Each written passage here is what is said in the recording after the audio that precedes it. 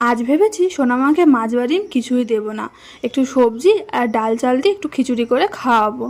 কাজ করতে করতে অনেকটাই দেরি হয়ে গিয়েছিল, ওই জন্য মা আর আমি একটু চা মুড়ি খেয়ে নিলাম। খাওয়া দাওয়া শেষ করে এখানে দেখো আমি একটা পেঁপে আর আলু কেটে রেখেছি, কারণ বাড়িতে আর কোনো সবজি ছিল না। মিষ্টি আলু ছিল, তবে ভেবেছি মিষ্টি আলুটা ওকে ইভিনিংয়ে একটু স্ন্যাক্স করে খাওয়াবো।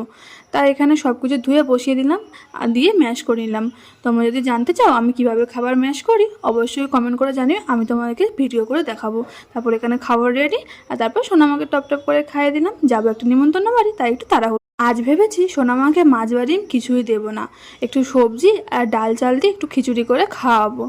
কাজ করতে করতে অনেকটাই দেরি হয়ে গিয়েছিল, ওই জন্য মা আর আমি একটু চা মুড়ি খেয়ে নিলাম। খাওয়া দাওয়া শেষ করে এখানে দেখো আমি একটা পেঁপে আর আলু কেটে রেখেছি, কারণ বাড়িতে আর কোনো সবজি ছিল না। মিষ্টি আলু ছিল, তবে ভেবেছি মিষ্টি আলুটা ওকে ইভিনিংয়ে একটু স্ন্যাক্স করে খাওয়াবো। তাই এখানে সব কিছু ধুয়ে বসিয়ে দিলাম আর দিয়ে ম্যাশ করে নিলাম।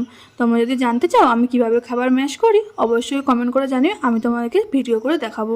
তারপর এখানে খাবার রেডি, আর তারপর সোনামাকে টপ টপ করে খাইয়ে দিলাম। যাবো একটা নিমন্ত্রণ বাড়ি, তাই একটু তাড়াহুড়ো।